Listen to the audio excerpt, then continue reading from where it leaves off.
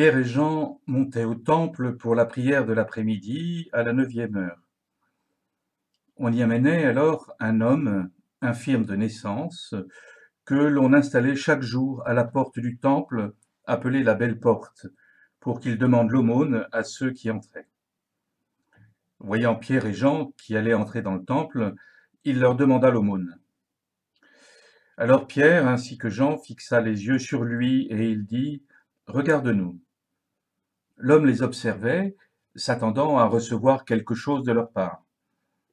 Pierre déclara : « De l'argent et de l'or, je n'en ai pas, mais ce que j'ai, je te le donne. Au nom de Jésus-Christ, le Nazaréen, lève-toi et marche. » Alors, le prenant par la main droite, il le releva, et à l'instant même, ses pieds et ses chevilles s'affermirent. D'un bond, il fut debout et marchait. Entrant avec eux dans le temple, il marchait, bondissait et louait Dieu. Et tout le peuple le vit marcher et louer Dieu. On le reconnaissait, c'était bien lui qui était assis à la belle porte du temple pour demander l'aumône. Et les gens étaient frappés de stupeur, désorientés devant ce qui lui était arrivé. L'homme ne lâchait plus Pierre et Jean. Tout le peuple accourut vers eux au portique dit de Salomon. Les gens étaient stupéfaits. Voyant cela, Pierre interpella le peuple. « Hommes d'Israël, pourquoi vous étonnez ? Pourquoi fixer les yeux sur nous, comme si c'était en vertu de notre puissance personnelle ou de notre piété que nous lui avons donné de marcher ? Le Dieu d'Abraham, d'Isaac et de Jacob, le Dieu de nos pères, a glorifié son serviteur Jésus, alors que vous l'aviez livré, vous l'aviez renié en présence de Pilate, qui était décidé à le relâcher. Vous avez renié le saint et le juste, et vous avez demandé qu'on vous accorde la grâce d'un meurtrier. Vous avez tué le prince de la vie, lui que Dieu a ressuscité d'entre les morts. Nous en sommes témoins. Tout repose sur la foi dans le nom de Jésus-Christ. C'est ce nom lui-même qui vient d'affermir cet homme que vous regardez et connaissez. Oui, la foi qui vient par Jésus l'a rétabli dans son intégrité physique en votre présence à tous. D'ailleurs, frères, je sais bien que vous avez agi dans l'ignorance, vous et vos chefs. Mais Dieu a ainsi accompli ce qu'il avait d'avance annoncé par la bouche de tous les prophètes. Que le Christ, son Messie, souffrirait. Convertissez-vous donc et tournez-vous vers Dieu pour que vos péchés soient effacés. Ainsi viendront les temps de la fraîcheur de la part du Seigneur, et il enverra le Christ Jésus qui vous est destiné. Il faut en effet que le ciel l'accueille jusqu'à l'époque où tout sera rétabli, comme Dieu l'avait dit par la bouche des saints, ceux d'autrefois, ses prophètes. Moïse a déclaré : « Le Seigneur votre Dieu suscitera pour vous, du milieu de vos frères, un prophète comme moi. Vous l'écouterez en tout ce qu'il vous dira. Quiconque n'écoutera pas ce prophète sera retranché du peuple. » Ensuite, tous les prophètes qui ont parlé depuis Samuel et ses successeurs, aussi nombreux furent-ils, ont annoncé les jours où nous sommes. C'est vous qui êtes les fils des prophètes et de l'alliance que Dieu a conclue avec vos pères quand il disait à Abraham : « En ta descendance seront bénies toutes les familles de la terre. » C'est pour vous d'abord que Dieu a suscité son serviteur, et il l'a envoyé vous bénir, pourvu que chacun de vous se détourne de sa méchanceté. Comme Pierre et Jean parlaient encore au peuple, les prêtres survinrent avec le commandant du temple et les Sadducéens. Ils étaient excédés de les voir enseigner le peuple et annoncer en la personne de Jésus la résurrection d'entre les morts.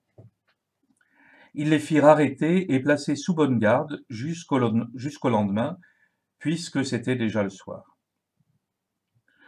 Or, beaucoup de ceux qui avaient entendu la parole devinrent croyants.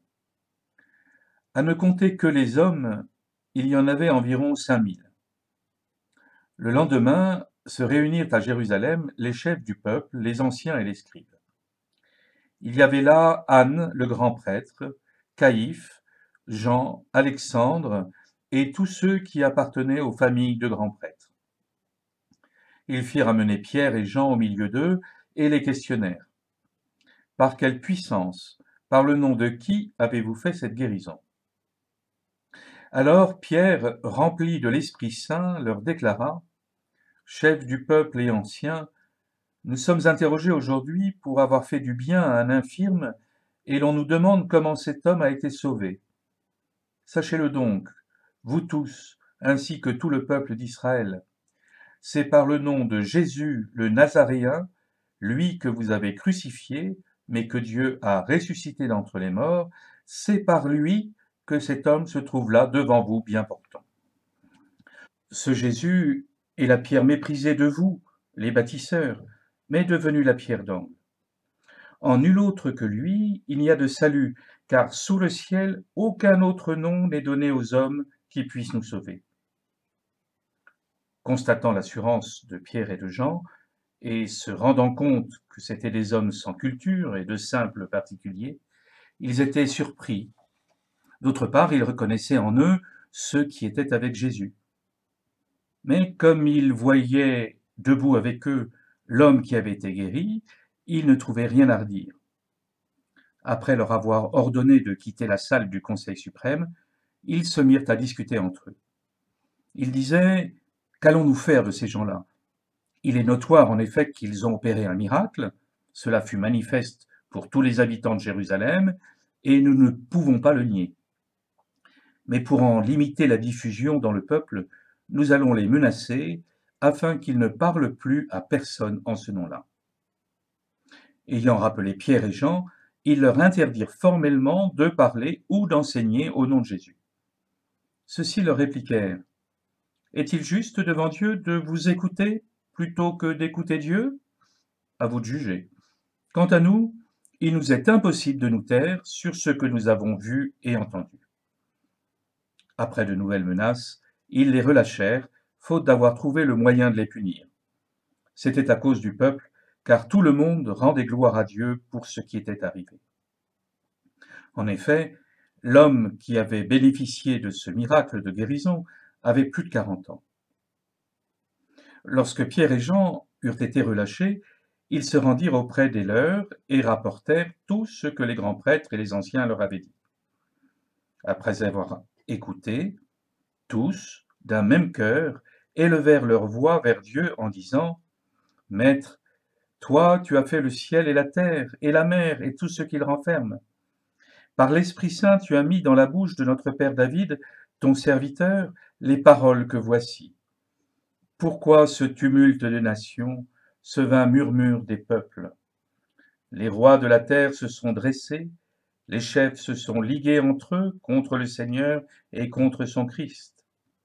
Et c'est vrai, dans cette ville, Hérode et Ponce Pilate, avec les nations et le peuple d'Israël, se sont ligués contre Jésus, ton saint, ton serviteur, le Christ à qui tu as donné l'onction. Ils ont fait tout ce que tu avais décidé d'avance dans ta puissance et selon ton dessein. Et maintenant, Seigneur, sois attentif à leurs menaces. Donne à ceux qui te servent de dire ta parole avec une totale assurance. Étends donc ta main pour que se produisent guérison, signes, prodiges, par le nom de Jésus, ton saint, ton serviteur. Quand ils eurent fini de prier, le lieu où ils étaient réunis se mit à trembler, ils furent tous remplis du Saint-Esprit, et ils disaient la parole de Dieu avec assurance.